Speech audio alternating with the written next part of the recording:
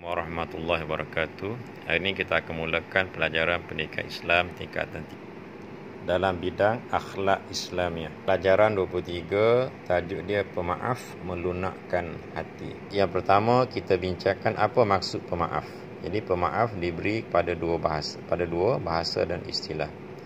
Pada bahasa ialah melepaskan atau membebaskan. Manakala istilah maksudnya adalah melepaskan seseorang daripada kesalahan dan membebaskan daripada hukuman. Kemudian apa dalil nakli, itu dalil Quran dan hadis yang menyuruh kita melakukan sifat pemaaf. Di sini diberikan dua dalil. Pertama, firman Allah Ta'ala, wa an ta'fu aqrabu littaqwa, dan perbuatan kamu memberikan maafan itu lebih hampir kepada takwa. Ini galakkan supaya kita memaafkan.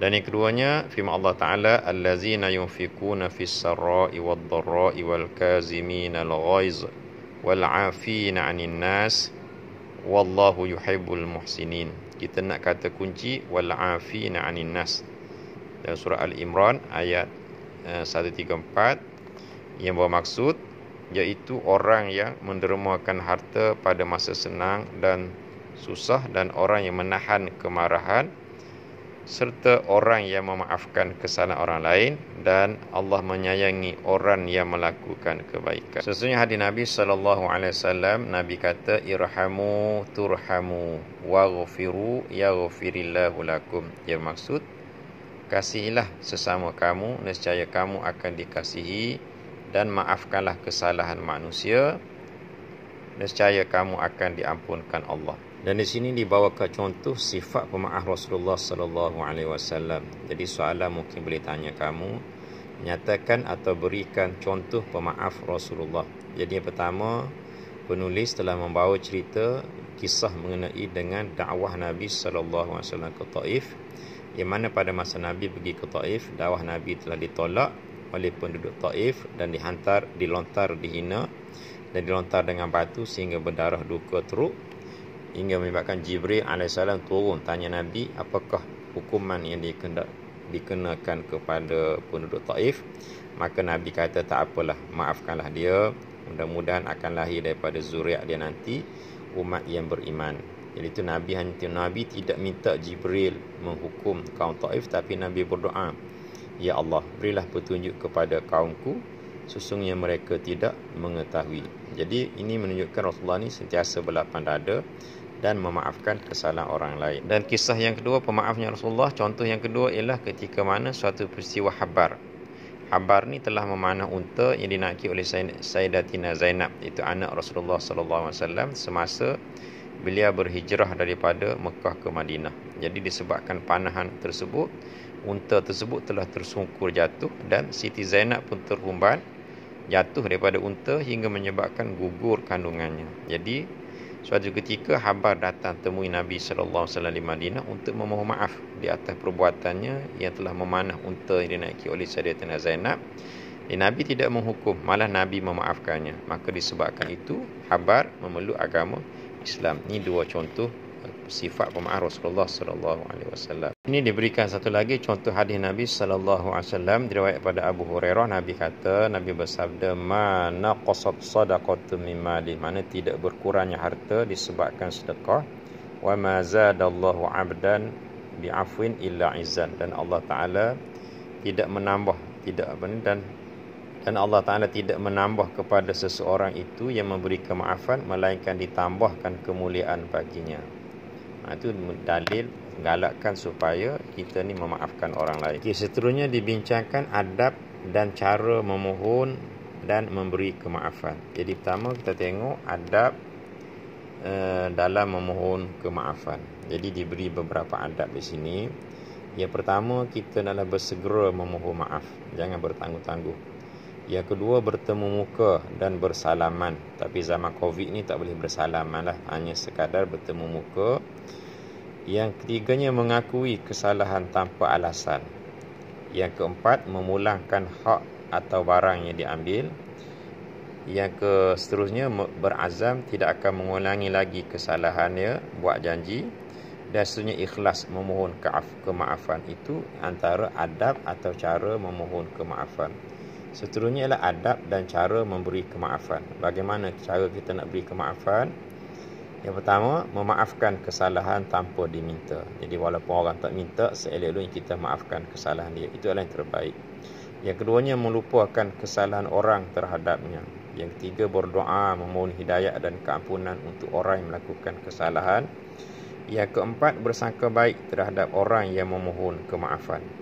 Yang kelima, mengelakkan diri daripada bersifat dendam. Dan seterusnya, ikhlas memberi kemaafan. Dalam perisai ilmu ni diberikan beberapa tips atau cara lah untuk kita mengawal kemarahan. Yang pertama, kita melafaz isti'azah. Itu bila kita nak marah, kita sebut a'udzubillahi minasyaitanirrajim. Yang kedua, kita berdiam diri, kawal diri. Yang ketiga, berwuduk. Kita nak marah, kita wuduk. Seterusnya, kita duduk jika kita sedang berdiri. Kalau kita marah, ketika mana kita berdiri, kita duduk.